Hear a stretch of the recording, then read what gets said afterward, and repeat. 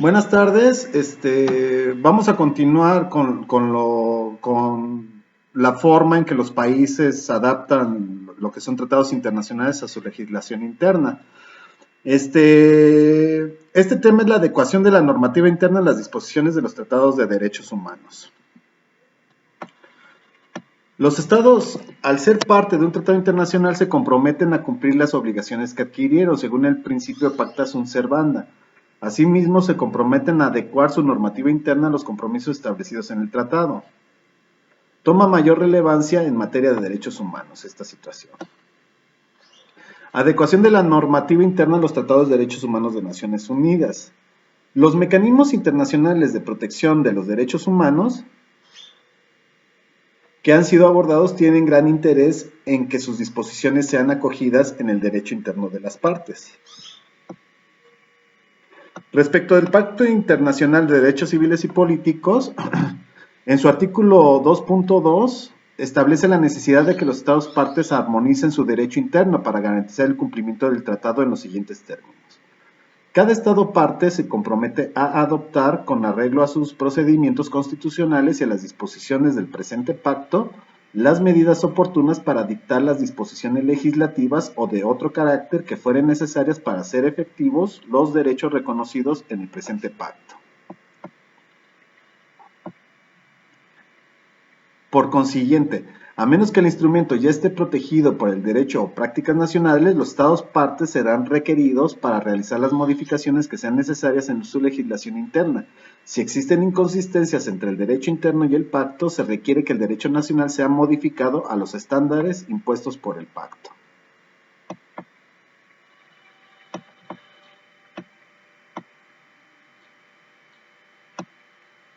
Respecto del Pacto Internacional de los Derechos Económicos, Sociales y Culturales. En su artículo segundo, párrafo 1, establece que cada uno de los Estados parte en el presente pacto se comprometen a adoptar medidas, tanto por separado como mediante la asistencia y la cooperación internacionales, especialmente económicas y técnicas, hasta el máximo de los recursos de que disponga para lograr progresivamente por todos los medios apropiados, inclusive, en particular, la adopción de medidas legislativas, la plena efectividad de los derechos aquí reconocidos. Del análisis de las prácticas de los estados se observa que han utilizado diversas formas. Algunos estados, en disposiciones constitucionales, han concedido prioridad a los tratados internacionales sobre derechos humanos con respecto a cualquier ley interna contradictoria. Otros han transformado el pacto en legislación interna, cumplimentando o enmendando la legislación ya vigente, sin invocar los términos específicos del pacto, y algunos estados no han tomado ninguna medida. Adecuación de la normativa interna a los tratados en los sistemas regionales de protección a los derechos humanos. Los sistemas regionales de protección de los derechos humanos han manifestado gran interés en que los estados parte incorporen en su derecho interno el contenido de sus disposiciones. Casos en el sistema europeo. El Convenio Europeo de Derechos Humanos, a diferencia de los pactos internacionales enunciados y de los tratados base de los otros sistemas regionales, no establece expresamente la obligación de adecuar la normativa interna de los estados partes a sus disposiciones.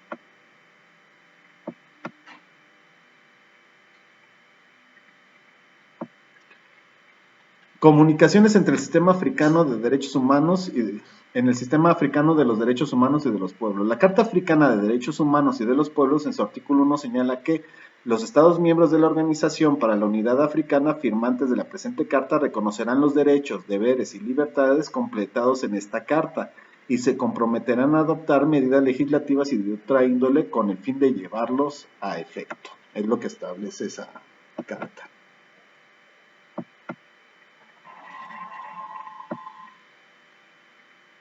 En la Convención Americana sobre Derechos Humanos, en su artículo segundo, que se intitula Deber de adoptar disposiciones de derecho interno, establece: si el ejercicio de los derechos y libertades mencionados en el artículo primero no estuviese ya garantizado por disposiciones legislativas o de otro carácter, los Estados partes se comprometen a adoptar, con arreglo a sus procedimientos constitucionales y a las disposiciones de esta Convención, las medidas legislativas o de otro carácter que fueran necesarias para hacer efectivos tales derechos y libertades.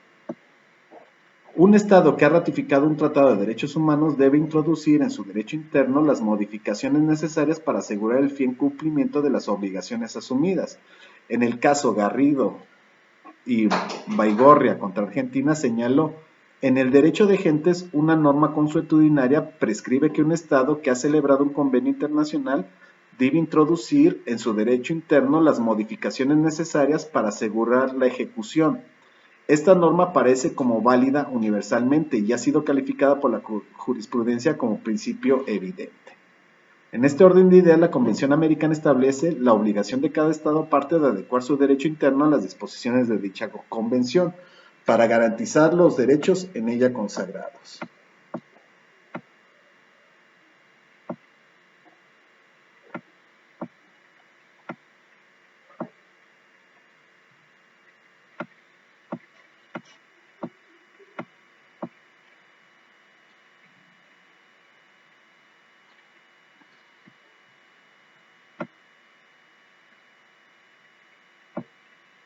En el caso de la última tentación de Cristo contra Chile, la Comisión Interamericana presentó en 1999 a la Corte Interamericana de Derechos Humanos una demanda en contra del Estado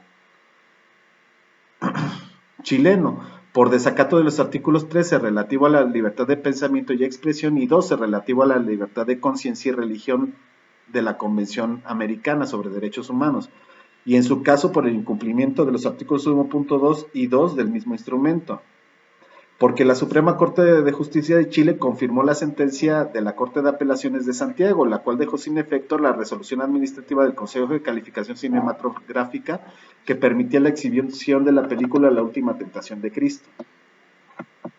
La Constitución Política de Chile de 1980 preveía en su artículo 19, último párrafo del numeral 12, lo siguiente: la ley establecerá un sistema de censura para la exhibición y publicidad de la producción cinematográfica y fijará las normas generales que regirán la expresión pública de otras actividades artísticas.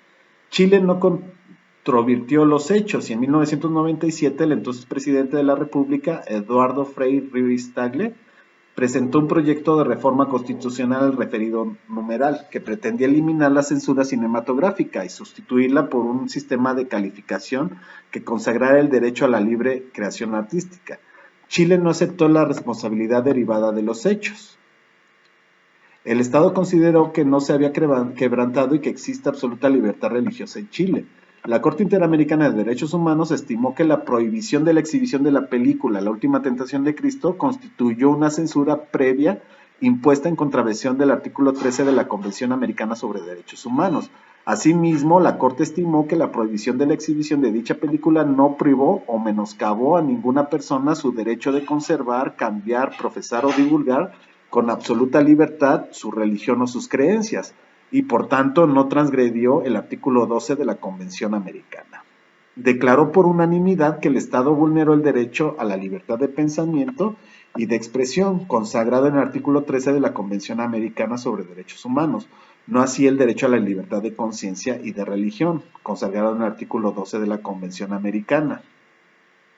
El Estado inculpó los deberes generales de los artículos 1.1 y 2 de la Convención Americana sobre Derechos Humanos en conexión con la transgresión del derecho de libertad de pensamiento y de expresión.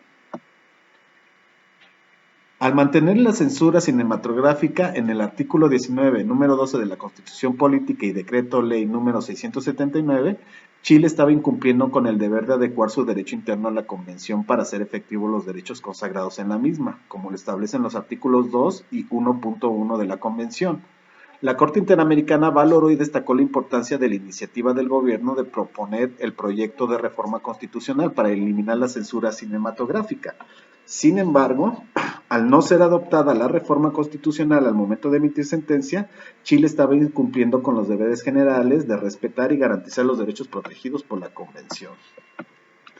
El 8 de agosto de 2001 se publicó la reforma constitucional aprobada por el Congreso Nacional, que reemplazó el párrafo final del número 12 del artículo 19 por el siguiente: la ley regulará un sistema de calificación para la exhibición de la producción cinematográfica.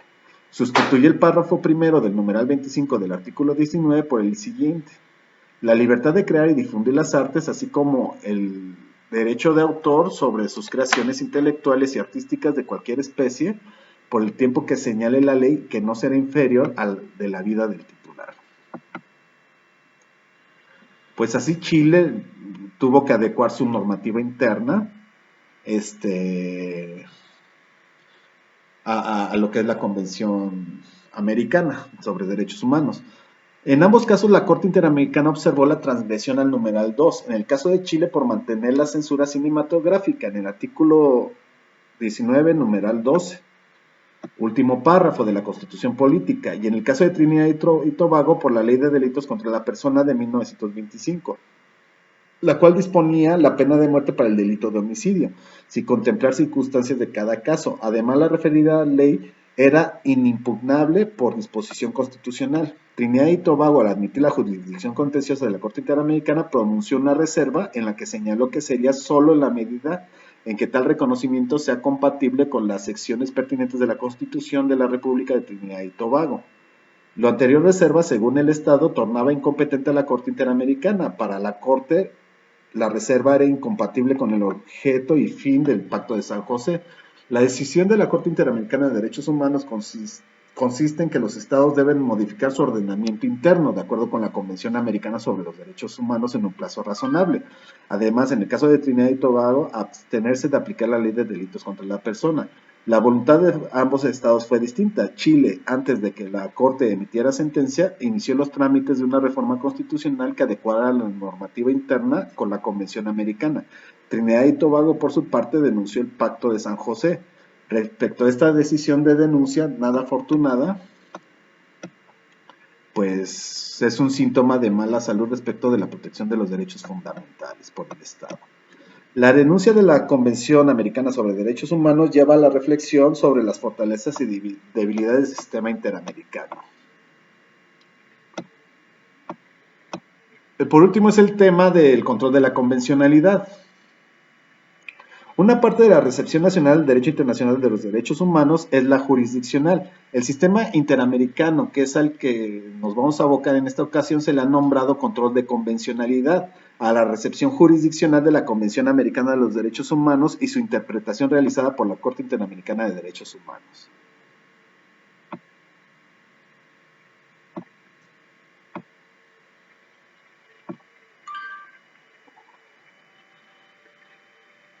México abordó en los casos Rosendo Radilla Pacheco, Fernández Ortega y otro, Rosendo Cantú y otro, y Cabrera García y Montiel Flores, el tema del control de la convencionalidad.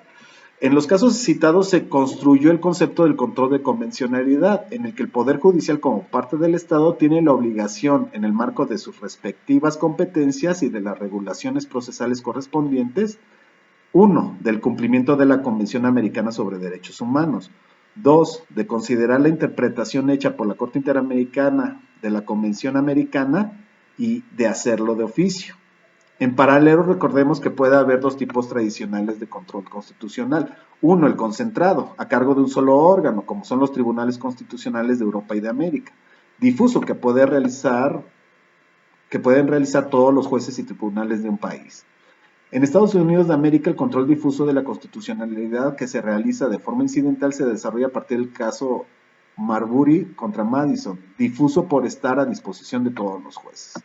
En México, la Suprema Corte de Justicia de la Nación Mexicana conoció del expediente Varios 489-2010 y posteriormente el de Varios 912-2010 sobre el cumplimiento del fallo de la Corte Interamericana de Derechos Humanos del caso Radilla Pacheco, en donde se pronunció sobre diversos aspectos, entre ellos el control de convencionalidad, sobre el que indicó: estos mandatos contenidos en el nuevo artículo primero constitucional deben leerse junto con lo establecido en el diverso artículo 133 de la Constitución Federal para determinar el marco dentro del que debe realizarse este control de convencionalidad, lo cual claramente será distinto al control concentrado que tradicionalmente operaba en nuestro sistema jurídico.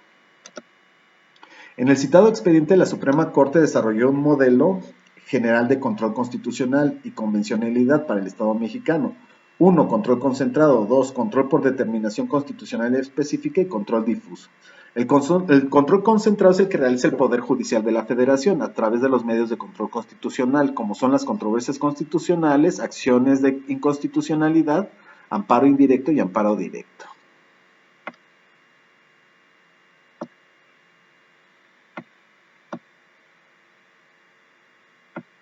El control por determinación constitucional específica es el que realiza el Tribunal Electoral del Poder Judicial de la Federación, según el artículo 99, párrafo sexto de la Constitución, que podrán resolver la no aplicación de las leyes sobre la materia electoral contrarias a la presente Constitución. Las resoluciones que se dictan en el ejercicio de esta facultad se limitará al caso concreto sobre el que verse el juicio. Y por último, el control difuso, que el que realizan en su actividad jurisdiccional tanto los tribunales federales como los tribunales locales. Fue sobre este tipo de control sobre el que se pronunció la Suprema Corte en el expediente varios 912-2012, en donde se limita la no aplicación de una ley contraria a la Convención Americana. Las dos herramientas que se deben desarrollar para que haya una mejor recepción jurisdiccional de los tratados de derechos humanos son la adecuación del derecho interno a través del ajuste constitucional y legal correspondiente a los tratados y la formación de jurisprudencia nacional emitida por los órganos competentes, en la que se realicen interpretaciones internas necesarias, particularmente a partir de la 10ª época.